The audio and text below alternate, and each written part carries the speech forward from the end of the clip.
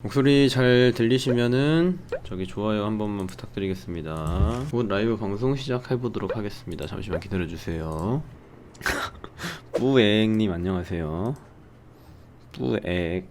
일단 비트가 깼어요. 주요한 라인을 19.5 말씀드렸었는데 이 부분이죠. 장대 음봉으로 깰 것 같은 느낌이기는 하더라고요. 디센딩 흐름으로 가고 있다고 제가 라이브 때도 말씀드렸었죠. 고점을 여기서 이렇게 대강 높이고 바로 반납을 하는 흐름이 썩 이쁘지는 않은 듯한 모습이었는데, 상승을 할 거였으면은 요렇게 여기 고점을 돌파하는 형태가 나왔어야 되거든요. 고점이 계속 낮아지고 하방 압력을 받는 형태로 차트가 만들어졌기 때문에 결국에는 디센딩 트라이앵글 흐름으로 흘러갔다 정도로 체크를 해보시면 될 것 같습니다. 근데 제가 올려드리는 정보들 좀 도움이 되시나요? 텔레그램에 이런 것들 올려드리잖아요. 여러분들이 이해가 잘 되시는지, 이해가 안 되는 정보가 있으면 저한테 말씀을 해주세요. 제가 그거를 라이브 때 설명을 드릴게요. 이런 데이터들이 이해가 된다 안 된다, 채팅창 한번 입력해 주시길 바랍니다. 이해됩니다, 이해가 됩니다, 막 이렇게 올려주시네요. 이런 것들 다 어떤 얘기인지 아시겠죠?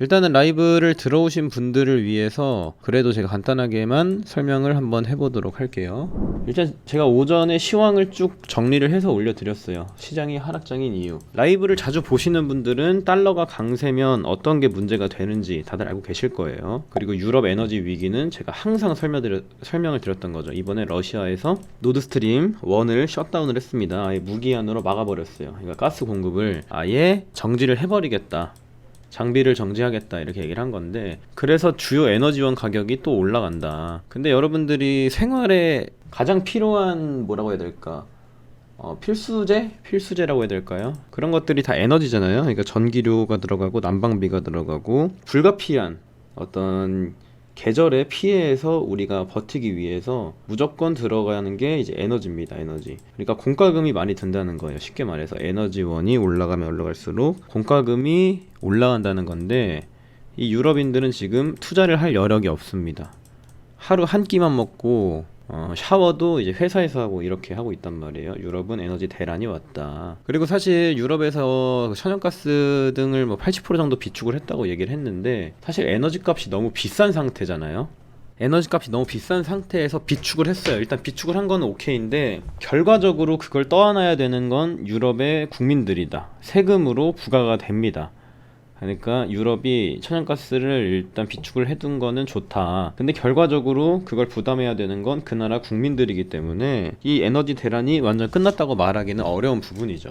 이해가 되시죠? 제가 늘 말씀드리는 부분이 뭐냐면, 시장을 단편적으로 보면 안 된다. 어떤 문제가 하나 해결됐다고 했을 때 그 이면에 있는 것들도 생각을 해야 돼요. 예를 들어서 방금 말씀드린 것처럼 유럽이 천연가스를 저렇게 비축을 하고 있으니까 에너지 대란이 아니네 라고 말을 할 수 있지만, 그 반대편의 이면에서는 그거를 누가 감당할 것인가, 그 세금을 누구한테 부과할 것인가, 결국은 유럽 국민들이고, 유럽 증시는 지속적으로 안 좋을 수밖에 없는 환경에 놓여져 있다. 약간 이런 맥락으로 시장을 이해하시면 되지 않을까라는 부분이고요. 항상 유연한 사고를 가지시기를 바랍니다. 그렇기 때문에 자, 원자재 가격 급등과 환율이 엄청나게 올랐어요. 지금 1,400원 뚫을 기세인데, 자, 원자재 가격이 오르고 환율이 오르면 뭐가 안 좋아진다? 무역 수지가 악화됩니다. 무역 수지. 왜 악화되는지 아시는 분? 무역 수지가 왜 악화되는지 아시는 분?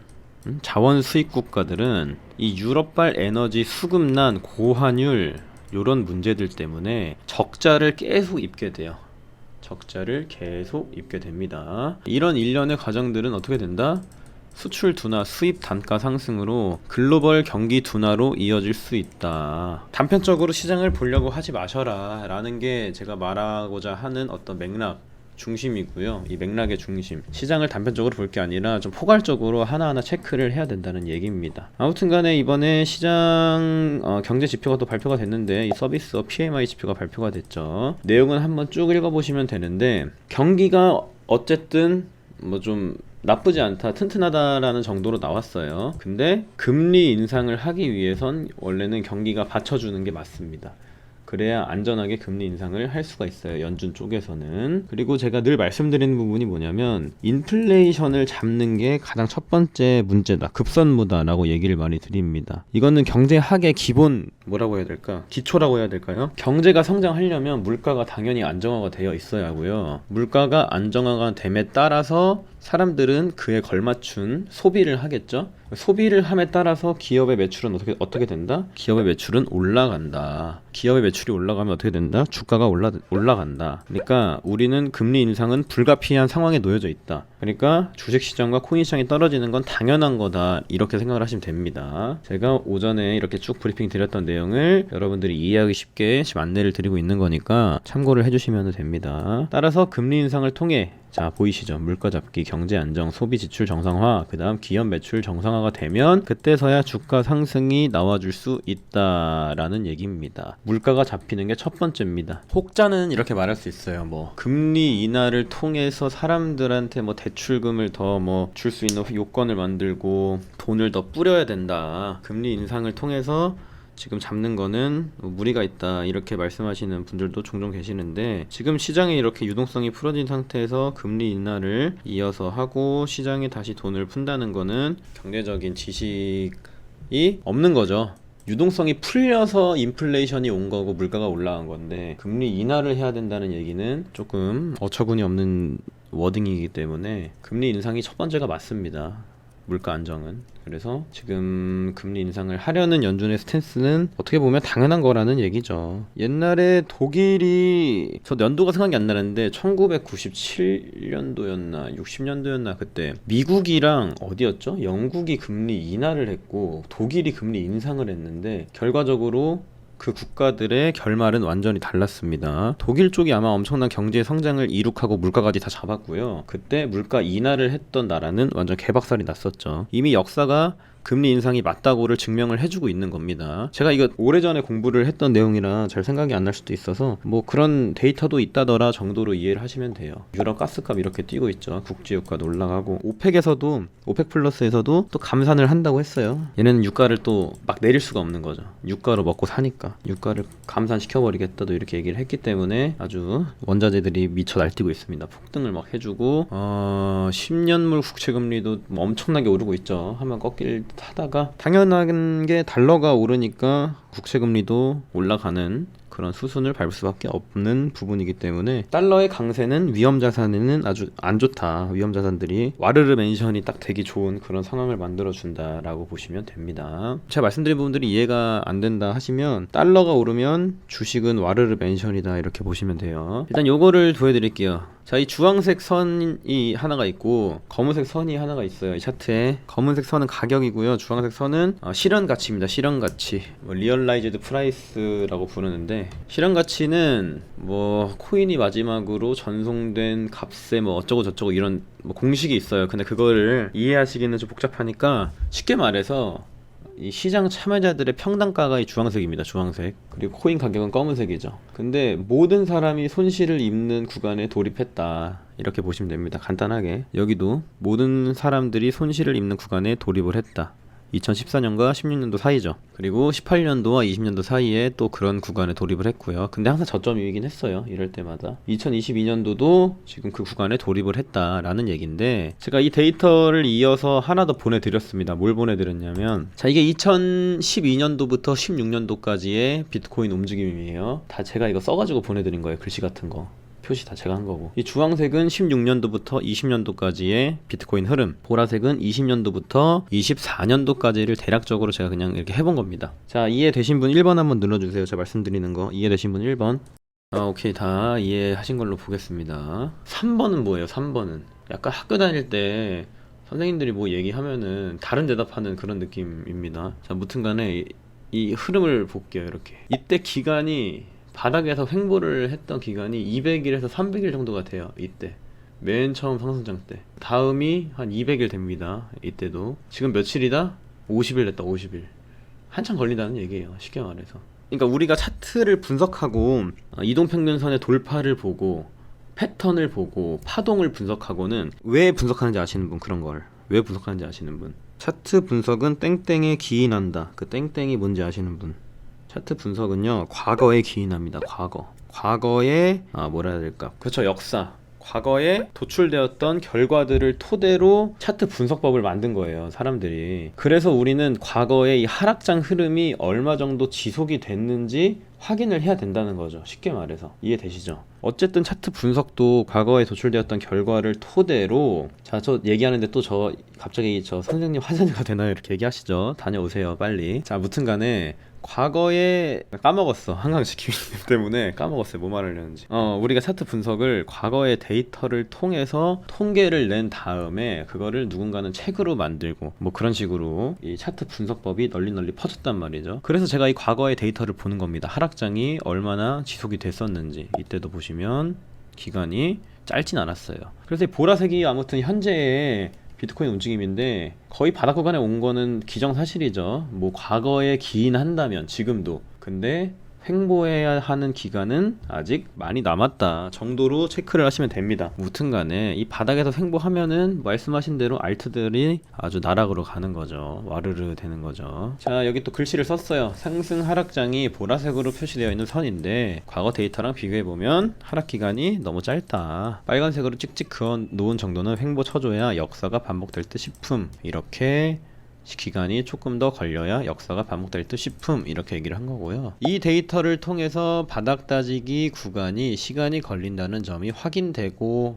여기도 맞죠. 이 구간이 여러분들이 차트를 지금 크게 봐서 그런데 엄청 길었어요. 이 하락장 구간이 몇백일 됐어요. 몇백일. 이것도 몇백일 됐단 말이에요. 이때가 단순하게 그냥 우리가 볼 때는 되게 짧아 보이는데 이렇게 보잖아요. 근데 이게 뭐 주봉인가 월봉인가 그래요. 엄청 크게 보는 거거든요. 차트를 비트코인 처음부터 보는 거거든요. 그래서 짧아 보이는 건데 사실 이 횡보 기간이 더럽게 깁니다. 근데 더럽게 긴 시간을 겪어야 우리가 돈을 벌 수 있다라는 거고, 사실 여러분들이 다행인 거예요. 왜냐면 이렇게 저점일 때 비트코인을 시작하는 게 진짜 다행인 거죠. 보통 차트 좀 볼 줄 알면은 1000만 원으로 한 10억 만들어서 나가거든요. 현물로만 해도. 차트를 뭐 어느 정도 볼 줄 알고 심리가 준비가 된 사람이다. 그러니까 나는 이 탐욕을 부리지 않는 마인드가 딱 장착이 된 사람이라고 치면 진짜 1000만 원으로 몇 억은 벌어 가실 거예요. 정말로 슬슬 시작할 준비를 하시면. 저도 1000만 원 정도 시작해서 몇 억 벌 겁니다. 이번에 뭐 또 잘 되면 보여드릴게요. 어떻게 벌었는지. 일단 제가 말로 뱉었기 때문에 제가 라이브 때 1000만 원으로 현물로 할 겁니다. 상승장 찾아오면은 몇 원 맞는다고 말씀드렸으니까 한번 해보겠습니다. 그리고 제 라이브 때 늘 말씀드렸던 게 이평선이 눕는 기간이 필요하다. 이평선이 눕는 기간 한번 봅시다. 이거 맨날 설명드리는 건데 되게 중요한 내용이라 그래요. 커뮤니티 언제 만들어요? 무슨 커뮤니티 말씀하시는 거지? 우리 얘기할 수 있는 방 말씀하시는 건가? 그거는 할 거예요. 얘기할 수 있는 방 만들 거예요. 거기서 떠들면서 제가 맨날 방향 알려드리고 할 겁니다. 진입시점 공유는 멤버십에서 진행되나요? 멤버십에서 해드릴 겁니다. 그 멤버십 방을 따로 만들 건데, 소통방을, 거기서는 그냥 제가 맨날 떠들 거예요. 한길님 텔레그램에서 한길님한테 메시지 어떻게 보내나요? 여기 돈복사 있죠? 이거 누르시면 돼요. 골뱅이 돈복사 저기 입력하시면 제가 나옵니다. 이평선 눕는 게 왜 중요하다? 얘가 이렇게 누워야 하락 파동은 소화했다고 볼 수가 있는 거다. 근데 대충 계산을 해보는 거예요. 제가 아까 데이터를 보내드렸죠. 과거가 반복된다면 기간이 더 걸릴 거란 데이터를 보내드렸어요. 그리고 이평선이 눕는 기간을 대충 체크를 해보는 거야. 이게 모멘텀을 이렇게 쭉 그어봐야, 이렇게 쭉 진짜 몇 백일 걸리겠는데? 이렇게 보는 거죠. 몇 백일 걸리거든요. 여기서 이평선 누우려면. 실제로 여기서 이평 눕는 기간을 계산 딱 해보면 몇 백일 걸린단 말이에요. 이게 돌아가려면. 기술적 분석으로도 저점은 거의 나오긴 했는데 얘가 밑에서 횡보를 쳐주면서 요렇게 가야 된다 라는 얘기입니다. 그냥 물론 파동 좋지. 파동으로 막 이렇게 해가지고 막 A, B, C 피보나치 618 탁 해가지고 막 이렇게 저점 딱 정확하게 잡아내면 베스트죠. 엄청 실력이 좋은 거지. 근데 그게 불가능하다라는 얘기입니다. 제 관점에서는. 이평선이 돌아가는 그 타이밍에 맞춰서 딱 올라탔을 때, 요럴 때 매수하면 너무 좋다는 얘기죠. 장기 이평선 딱 돌아가고 단기들이 얘를 딱 뚫어주는 구간에 캔들 안착 성공했을 때 딱 타면은 완벽하다. 이런 정도로 이해를 하시면 될 것 같아요. 그리고 제가 늘 거시경제도 올려드려요. 거시경제를 체크를 해드리는데 거시적인 경제가 나아진 게 있다고 생각을 하시는 게 있으면 채팅창에 쳐주시면 됩니다. 라이브 하는 와중에 이게 늘었어. 지금 턱 만지는 애. 턱 만지지 마시고 의견 있으시면은 올려주세요. 채팅창에. 저랑 바로 1대1 배틀 갑니다. 아시는 거 다 얘기하셔도 돼요. 이 턱 만지시는 분 1대1 배틀 한번 합시다. 공개적으로. 열심히 써서 올려줬는데 턱 만지면은 바로 붙어봐야지. 현피 갑시다. 그런데 제가 너무 꼬였는데 이분은 고민하고 있는 걸 수도 있어요. 죄송합니다. 사람 심리가 이래서 참 중요합니다. 무튼간에 제가 이건 사실 공유를 안 드리려고 했거든요. 막 저도 이제 제가 힘들게 하나하나 찾아낸 거라 좀 고민이 되긴 하더라고요. 이거를 보내드릴까 말까 싶었는데 이왕 다 방에 들어와 계신 거 그냥 올려드렸어요. 이게 뭐냐면은 CBBI라는 지표예요. CBBI라는 지표인데 이 데이터가 온체인 데이터 그리고 장기 이동 평균선, 고래들이 얼마나 홀딩하고 있는지, 그리고 장기 추세선, 구글 빅데이터 등등등, 그리고 뭐 fuel 멀티플 이런 지표들이 있죠. 우리가 저점을 잡아내기 위해서 쓰는 모든 데이터를 다 합쳐놓은 지표거든요. 요게 이 저점일 때는 이 0에 가깝게 가고요. 얘가 고점일 땐 당연히 여기에 가깝게 가겠죠. 높은 숫자에 가깝게 가겠죠. 근데 지금 이 데이터가 거의 바닥권에 왔다. 근데 여기서 사실 누가 이렇게 말을 할 수 있을까요? 더 떨어질 것 같은데? 그래, 더 떨어질 수 있겠지. 더 떨어질 수 있겠는데 그렇다고 고점에 가깝냐 지금 가격이? 그건 아니거든요. 절대. 여기서 이 가격이 고점에 가깝다고 누가 말을 할 수 있을까요? 이 지표는 뭐 등등등등 다 합쳐서 저점을 잡아내는 지표인데 바닥 구간은 오긴 했다. 근데 앞서 보내드린 데이터들로 횡보 기간이 더 걸릴 것 같다. 어쨌든 저점 신호는 나왔어요. 여기도 나왔어요. 저점 신호가. 근데 횡보가 오지게 많이 걸렸죠. 보시면 몇 배일 걸렸어요. 이때도 여기도 저점 신호 나왔죠. 확실히 횡보가 몇 배일 걸렸어요. 이때도 나왔죠. 저점 신호가. 근데 횡보가 50일밖에 안 됐다. 그러면 저는 여러분한테 이거 보내드릴 때 있잖아요. 근거를 다 보내요. 이렇기 때문에 이것도 봐라. 이렇게 보내는 겁니다. 지금 저점인 데이터가 나왔어. 근데 다른 데이터를 보니까 역사상 비트코인의 움직임을 비교해 봤을 때 기간이 더 남은 것 같지 않니? 말씀을 드리는 거예요. 이렇게. 이해되시죠? 그 다음에 이걸 또 봐요. 이 데이터를 보더라도 저점 신호는 나온 것 같긴 한데 시간이 좀 걸릴 것 같지 않아? 이렇게 여러분들한테 공유를 드리는 거죠. 이해되시죠? 그래서 많은 공부가 되셨으면 좋겠습니다. 이동평균선도 그래서 설명드리는 거예요. 아무튼 기술적 분석을 해도 얘 돌아가려면 얼마 걸린다? 한 200일은 걸린다. 그럼 얘가 이렇게 왔다 갔다 해야겠지. 바닥에서 하락 파동을 소화를 하려면. 근거가 한 가지 근거로 그냥 말씀드리는 게 아닙니다. 저도 이제 편협하게 시장을 보지 말라고 말씀드리잖아요. 어떤 이슈가 나왔으면 그 이면에 있는 것도 봐라. 쌤 첫 키스 얘기해주세요 이러시네요. 뭐 너무 오래돼서 기억이 잘 안 나는데 좀 오래됐어요. 다음으로 지지를 기대를 해볼 수 있는 구간은 17.6 정도? 17.6 정도 보셔야 되지 않을까? 수급이 강하게 들어왔던 이 구간. 지금 여기 저점에서 지지가 나온 상태고 현재 구간이 뚫리면 어디까지 봐야 된다? 수급 크게 들어왔던 여기까지 보셔야 된다. 지금 구간에서 사실 더 밀리기는 힘들죠. 특히나 이렇게 장대 음봉으로 꽂아버린 경우에는 흐름이 이렇게 나올 수 있어요. 한 번 더 꽂으려고 빌빌빌빌 약간 이렇게 될 수도 있습니다. 그럼 뭐 추세가 약간 이런 식으로 나겠죠. 이런 모양으로 생기겠죠. 채널이. 그게 아니라면 여기를 넘어서주는 순간 안착하고 역회된 숄더 느낌으로 갈 수도 있는 거고요. 그래서 일단 상승을 위해서 돌파를 필히 해줘야 되는 구간은 새로 형성한 이 매물대가 되겠습니다. 원래 이 매물대가 형성되었을 때 이 부분을 돌파를 했어야 되는데 이 저항을 이겨내지 못한 거죠. 전혀. 아예 도달도 못하고 밑으로 빠져버렸어요. 이 밑에 저항대까지, 이 매물대까지 도달도 못하고 아래로 흘려버렸기 때문에 일단 여기서 갑자기 음봉으로 꽂는 건 사실 힘들죠. 어떤 상황이든 저가 매수세는 존재를 하기 때문에 뭐 단기적인 롱 정도는 보셔도 무방한 자리입니다. 지금 자리는 단기적으로 살짝 도전은 해볼 만한 뭐 자리는 되겠습니다. 그럼 여기서도 이제 이동평균선을 사용할 수가 있는 거예요. 예를 들어서 이동평균선을 하나 켜볼게요. 이거를 뭐 120일로 바꿉시다. 자, 15분 봉으로 봤을 때 얘가 아직 돌아가지는 않았다. 눕질 않았다는 거죠. 이동평균선이. 그럼 아직은 하락이 진행 중이구나. 이동평균선이 누울 때까지는 나 좀 관망을 해봐야겠네 라는 관점으로 일단 접근을 하시고, 막 롱타라고 말씀을 드렸다고 해서 바로 그냥 롱을 진입해버리면 안 된다는 얘기입니다. 예를 들어서 이때랑도 비슷한 거예요. 이때도 보시면 하락하는 파동이 이렇게 있잖아요. 근데 이평선들이 결국 이렇게 돌아가야 얘가 상승이 나오기 때문에 여기서도 이평선이 돌아갈 때까지는 예를 들어 난 초단타로 하는 사람이에요. 1분봉 키는 거죠. 1분봉 키면 돌아갔죠. 돌아갔어요. 그럼 잠깐 볼 수 있는 거죠. 초단기로 볼 수 있는 거예요. 일단 1분봉은 120분의 하락파동을 소화를 한 겁니다. 그럼 기간을 재볼 수가 있는 거예요. 120분.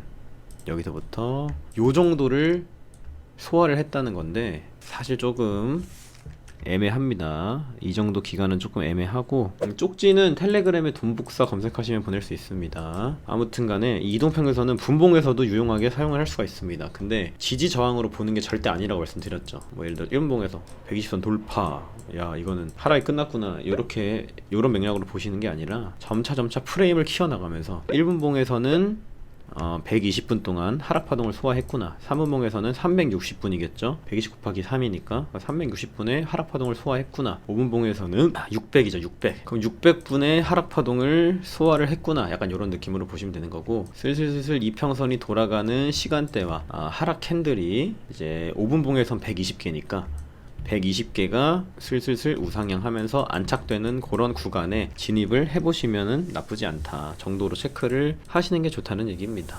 시온봉에서는 아직 하락 중인 거죠. 하락 중인 거예요. 그래서 사실은 모든 프레임에서 이평선들이 다 돌아가는 게 좋아요. 모든 프레임에서. 근데 이제 점차 올라가면 올라갈수록 하락이 시작한 지 얼마 안 됐기 때문에 얘가 내려오려면 시간이 꽤 걸립니다. 꽤 걸려요. 이런 식으로 내려오겠죠. 이렇게 내려와야 된다. 내려오다가도 이평선들이 눕고 이게 안 돼서 지금 하락한 거거든요. 이게 돌아갔어야 돼. 이평선들이 쭉 돌아갔어야 되는데 45분까지는 소화를 하려는 흐름이다가 1시간에서 실패를 한 거죠. 하락파동 소화를 실패한 거죠. 지금은 이제 다시금 1분봉 하락파동부터 소화를 하는 과정에 있다 정도로 이동평균선을 이해하시면 되겠습니다. 한길님 어제 방송에서 롱숏 비율 볼 때 전체보다는 고래버리지 비율 본다고 하셨는데 그거는 어디서 실시간으로 확인할 수 있나요? 이거 유료예요. 유료. 청산맵이라고 하죠. 청산맵 보는 곳 킹피셔라고 있어요. 킹피셔. 이게 유료거든요. 여기 가입을 하셔야 됩니다. 킹피셔에. 내일도 라이브 할 거니까 아무튼 내일 봅시다 여러분들. 그리고 다음 라이브 때는 이분 있죠.